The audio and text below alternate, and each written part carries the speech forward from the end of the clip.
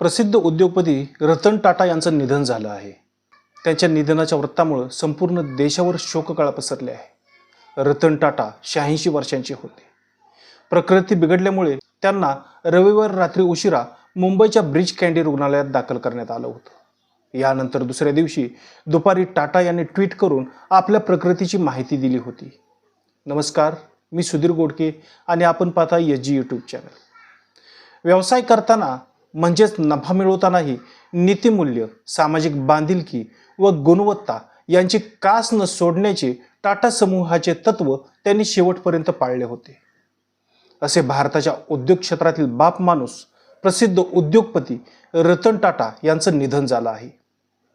रतन टाटा यांना रविवारी 6 ऑक्टोबर रात्री उशिरा 12:30 ते 1 वाजेच्या दरम्यान रुग्णालयात दाखल करण्यात आलं होतं। रतन टाटा यांना रक्तदाबाचा त्रास जाणवू लागल्यानं ब्रिज कँडी रुग्णालयात दाखल करण्यात आलं होतं। रतन टाटा यांना रुग्णालयात दाखल करण्यात आल्यानंतर टाटा यांनी सोमवारी 7 ऑक्टोबर दुपारी 12:30 वाजेच्या सुमारास स्वतः ट्विट करत आपल्या प्रकृतीची माहिती दिली होती। माझ्या प्रकृतीविषयी अफवा पसरली आहे, पण माझे वय लक्षात घेता आणि सध्याची माझी प्रकृती पाहता माझ्या काही वैद्यकीय तपासण्या केल्या जात आहेत, त्यामुळे काळजी करण्यासारखं कोणतंही कारण नाही, असं रतन टाटा म्हणाले होते। टाटा यांना दाखल केल्याची बातमी समोर आल्यानंतर तिसऱ्या दिवशी संध्याकाळी त्यांची प्रकृती जास्त खालावल्याची माहिती समोर आली। प्रकृती खालावल्यामुळे रतन टाटा यांना ब्रिज कँडी रुग्णालयात ICUत दाखल करण्यात आल्याची माहिती समोर आली होती। रतन टाटा यांचा जन्म 28 डिसेंबर 1937 रोजी झाला। त्यांचं नाव भारताच्या उद्योग क्षेत्रात अभिमानाने घेतलं जातं। रतन टाटा यांनी फक्त उद्योग क्षेत्रात नाव कमवलं नाही, तर त्यांनी माणसं जपली। कोरोना काळात देशावर मोठं संकट कोसळलं होतं। त्यावेळी रतन टाटा यांनी आपल्या हॉटेल्स राज्य सरकारला रुग्णांना क्वारंटाईन करण्यासाठी मोफत दिलं होतं। त्यांच्या या मदतीमुळे राज्यातील कोट्यावधी नागरिकांना मोठी मदत झाली होती। रतन टाटाकडे एक खरं देशभक्त म्हणून पाहिलं जायचं। त्यांच्याकडून प्रचंड सामाजिक कार्य देखील झालं। याशिवाय त्यांनी टाटा ग्रुपच्या विविध कंपन्यांना यशाच्या सर्वोच्च शिखरावरही पोहोचवलं। त्यामुळे रतन टाटा यांचं नाव उद्योग क्षेत्रासोबतच सर्वसामान्यांमध्ये देखील आदराने घेतलं जातं। अशा या दिग्गज उद्योगपतीचं निधन झाल्यानं देशभरातून हळहळ व्यक्त केली जात आहे। रतन टाटा यांचे वडील JRD टाटा यांनी 1991 मध्ये टाटा सन्सचे अध्यक्षपद सोडले आणि त्यांचा उत्तराधिकारी म्हणून रतन टाटा यांना नियुक्त केलं होतं। रतन टाटा यांना 1991 मध्ये टाटा सन्सच्या अध्यक्षपदाची जबाबदारी मिळाल्यानंतर उपकंपन्यांच्या प्रमुखांकडून तीव्र प्रतिकाराचा सामना करावा लागला होता। त्या सर्व गोष्टींचा प्रतिकार करत टाटा यांनी सर्वांचे हित जपत काम केलं। देशाकडून पैसा कमवत असताना आपण देशाचे, समाजाचेही फार मोठे देणे लागतो, या विचारानुसार रतन टाटा यांनी समाजसेवेलाही वाहून घेतलं होतं। शिक्षण, आरोग्य क्षेत्र या क्षेत्रातही त्यांनी समाजसेवेचे मोठे काम केले होते। टाटा कंपन्यांच्या CSR योजनांमधून राबवल्या जाणाऱ्या उपक्रमांचा फायदा देशातील लक्षावधी गरीब लोकांना झाला। 2012 मध्ये समूहाचे अध्यक्षपद सोडल्यानंतर ते टाटा ग्रुपचे मानद अध्यक्ष म्हणून मार्गदर्शनाचे आणि देखरेखीचे काम करत राहिले। अर्थात तरीही टाटा ग्रुपच्या कंपन्यांची घोडदौड तशीच सुरू राहिली। रतन टाटा एक माणूस म्हणून श्रेष्ठ व्यक्तिमत्व होते। त्यांनी आपल्या कंपन्यांमध्ये काम करणाऱ्या प्रत्येक व्यक्तीचा विचार केला। ते आपल्या कंपन्यांमधील कनिष्ठ पातळीवरील कर्मचाऱ्यांच्या थेट संपर्कात जाण्याचा प्रयत्न करायचे। त्यांनी अनेकदा कर्मचाऱ्यांशी तसा संवादही साधला। ते कर्मचाऱ्यांच्या हितासाठी प्रचंड काम करायचे। त्यांच्या प्रेमामुळे कर्मचारी देखील टाटा यांच्यावर तितकाच प्रेम करायचा। टाटा यांनी केलेले विविध सामाजिक कार्य आणि उद्योग क्षेत्रातील कार्यामुळे त्यांना अनेक पुरस्कारांनी सन्मानित करण्यात आलं होतं। 2020-21 मध्ये भारतात रतन टाटा यांना भारतरत्न या सर्वोच्च पुरस्कारांनी सन्मानित करण्यात यावं, यासाठी सोशल मीडियावर एक मोहीम राबवली जात होती। ट्विटरच्या माध्यमातून रतन टाटा यांचा भारतरत्न पुरस्काराने सन्मान करण्यात यावा अशी मागणी केली जात होती। यावेळी रतन टाटा यांनीही ट्विटरवर याबाबत प्रतिक्रिया दिली होती। सोशल मीडियावर लोकांकडून पुरस्कारासंबंधी ज्या भावना व्यक्त केल्या जात आहेत, त्या भावनांचा मी आदर करतो, पण मी नम्रपणे विनंती करतो की अशा प्रकारची कोणतीही मोहीम राबवली जाऊ नये। मी भारतीय असल्याचा आणि भारताच्या प्रगती आणि समृद्धीमध्ये योगदान करू शकलो याबद्दल मी स्वतःला भाग्यशाली समजतो, असं ट्विट रतन टाटा यांनी केलं होतं. या ट्विटच्या माध्यमातून त्यांनी लोकांच्या भावनांचा आदर तर केलाच, सोबतच आपण भारतासाठी काही करू शकलो यातच समाधानी असल्याचं सांगत त्यांनी पुन्हा एकदा आपलं मोठेपण सिद्ध केलं होतं. व्यवसाय करताना म्हणजेच नफा मिळवतानाही नीतिमूल्य, सामाजिक बांधिलकी व गुणवत्ता यांची कास न सोडण्याचं टाटा समूहाचं तत्व त्यांनीही शेवटपर्यंत पाळलं होतं. त्याची अनेक उदाहरणे समाज माध्यमावरही वारंवार चर्चिली जात होती. 2008 मध्ये मुंबईत कसाबने केलेल्या अतिरेकी हल्ल्यात टाटा ग्रुपच्या कोलाब्यातील ताजमहल हॉटेलची मोठी हानी झाली. येथे मोठ्या प्रमाणावर जीवितहानी देखील झाली. या हल्ल्यात मृत्युमुखी पडलेल्या कुटुंबियांना तसेच जखमींनाही त्यांनी वाऱ्यावर न सोडता त्यांची पूर्ण वैद्यकीय जबाबदारी उचलली होती. रतन टाटा यांचा जीवन परिचय आपण पाहू. त्यांचा जन्म 28 डिसेंबर 1937 मध्ये मुंबई येथे झाला. 10 वर्षाचे असताना आई वडील विभक्त झाले. आजी नवाजबाई टाटा यांनी त्यांना वाढवलं.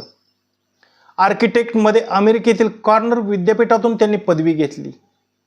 1961 या वर्षी टाटा स्टीलमध्ये मॅनेजर पदावर कामाला सुरुवात केली. त्यानंतर टाटा समूहाच्या विविध पदावर कार्यरत राहिले. 1991 मध्ये JRD टाटाकडून टाटा समूहाच्या अध्यक्षपदी नियुक्ती झाली. अध्यक्ष बनल्यानंतर टाटा समूहातील अनेक दिग्गजांकडून कडाडून विरोध झाला. यावर उपाय म्हणून या कंपन्यांमधील टाटा समूहाची मालकी रतन टाटा यांनी वाढवली, मजबूत केली. सर्व अध्यक्ष, व्यवस्थापकीय संचालकांना निवृत्तीचे वय कठोरपणे लागू केलं. समूहातील सर्व कंपन्या टाटा सन्सच्या अखत्यारीत आणल्या. समूह पूर्णपणे ताब्यात आल्यावर अनेक दूरगामी निर्णय घेण्यास सुरुवात केली. टाटा स्टील कंपनी जागतिक स्तरावर यशस्वी व्हावी म्हणून अनेक मोठे बदल केले. टाटा इंडिका कार लॉन्च करण्यात त्यांचा मोलाचा वाटा होता. टाटा नॅनो कार ही देखील रतन टाटा यांची संकल्पना होती. 25 वर्षापूर्वी टाटा समूहाचे Taj hotels, Tata Motors, Croma, Titan, Tata tea, Voltas, fast track हे ब्रँड अधिक सदृढ करण्यावर भर दिला. टाटा समूहाला खऱ्या अर्थाने जागतिक बनवण्याचं श्रेय रतन टाटा यांना जातं.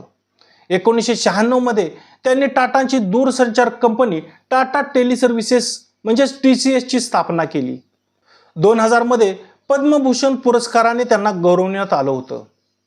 2000 मध्येच टेटली टी ही ब्रिटिश कंपनी टाटा टीने विकत घेतली. सन 2004 मध्ये IT क्षेत्रातील दिग्गज कंपनी TCSचा IPO देखील त्यांनी बाजारात आणला. 2006 मध्ये महाराष्ट्र सरकारच्या सर्वोच्च मानल्या जाणाऱ्या महाराष्ट्र भूषण पुरस्काराने गौरवण्यात आलं. 2007 मध्ये ब्रिटनची बलाडे स्टील कंपनी कोरस टाटा स्टीलने विकत घेतली. केंद्र सरकारकडून 2008 मध्ये पद्मविभूषण पुरस्काराने गौरवण्यात आलं होतं. 2008 मध्येच Jaguar and Land Rover company Ford समूहाकडून त्यांनी विकत घेतली. 2014 मध्ये honorary knight grand cross of the order of the British एम्पायरने गौरवण्यात आलं होतं. 2021 मध्ये आसाम वैभव पुरस्काराने गौरवण्यात आलं होतं. 2023 मध्येच ऑर्डर ऑफ ऑस्ट्रेलिया या पुरस्काराने देखील त्यांना सन्मानित करण्यात आलं होतं. 2023 मध्येच महाराष्ट्र शासनाचा पहिला उद्योगरत्न पुरस्कार देऊन त्यांना सन्मानित करण्यात आलं होतं. आज मितीला टाटा समूहाचं 65% उत्पन्न परदेशातून येतं. रतन टाटाच्या कारकिर्दीत टाटा समूहाच्या उत्पन्नात 40 पटीने वाढ झाली तर नफ्यात 50 पटीने वाढ झाली. 28 डिसेंबर 2012 या दिवशी टाटा समूहाच्या अध्यक्षपदाचा राजीनामा त्यांनी दिला आणि निवृत्ती जाहीर केली. शांत स्वभाव आणि मृदुवाणी हे वैशिष्ट्य असलेले रतन टाटा होते. अजातशत्रू व्यक्तिमत्व, समाजातील सर्व प्रकारच्या व्यक्तींशी त्यांचा उत्तम संबंध होता. व्यवसाय करताना समाजाचा विसर पडता कामा नये असं ते नेहमीच सांगत. कर्मचाऱ्यांचे अधिकाधिक कल्याण कसं करता येईल यासाठी ते सदैव प्रयत्नशील असायचे. टाटाचं उत्पादन म्हणजे फसवणूक अशक्य ही भावना दृढ करण्यात त्यांचा मोलाचा वाटा. 26/11च्या हल्ल्यात जखमी झालेल्या अनेक फेरीवाल्यांना महागड्या रुग्णालयामध्ये नेऊन त्यांचे उपचार करवले. टाटा समूहाच्या कुठल्याही कॅन्टीनमध्ये गेलं तरी रांगेत उभे राहायचे. गाड्या, विमान आणि वाचनाची त्यांना आवड होती. शिपाई, ड्रायव्हर अथवा कुठलाही कर्मचारी असो त्याला सन्मानाने वागवायचे. टाटा समूहाचे 22 वर्ष अध्यक्ष असून शेवटपर्यंत दुमजली घरात वास्तव्य केलं होतं. त्यांना श्वानांची विशेष आवड होती. टाटा समूहाचे मुख्यालय बॉम्बे हाऊसमध्ये भटक्या श्वानांचा मुक्त वावर पाहायला मिळायचा. नरेंद्र मोदी यांनी रतन टाटा दूरदर्शी उद्योजक होते, एक दयाळू आत्मा आणि विलक्षण मानव होते. त्यांनी भारतातील सर्वात जुन्या आणि प्रतिष्ठित व्यावसायिक घराण्याचं नाव उज्ज्वल केलं. त्यांच्या निधनाने अत्यंत दुःख झाले. ओम शांती अशी प्रतिक्रिया दिली. शरद पवार यांनी जगभरात आपल्या गौरवास्पद कामगिरीतून देशाचा नावलौकिक वाढवणारे टाटा समूहाचे अध्यक्ष उद्योगपती रतन टाटा यांनी जगाचा निरोप घेतला. देशावर ओढवणाऱ्या नैसर्गिक अथवा मानवी अशा प्रत्येक संकटावर मात करण्यासाठी सदैव मदतीचा हात देणे हा रतन टाटा यांचा स्वभाव कायम स्मरणात राहील. सामाजिक जाणीवेतून आपल्या यशाचा राजमार्ग घडवणारे व्यक्तिमत्व रतन टाटा यांना भावपूर्ण श्रद्धांजली अशा शब्दात श्रद्धांजली वाहिली. एच न्यूज चॅनलच्या वतीने रतन टाटा यांना भावपूर्ण श्रद्धांजली. धन्यवाद.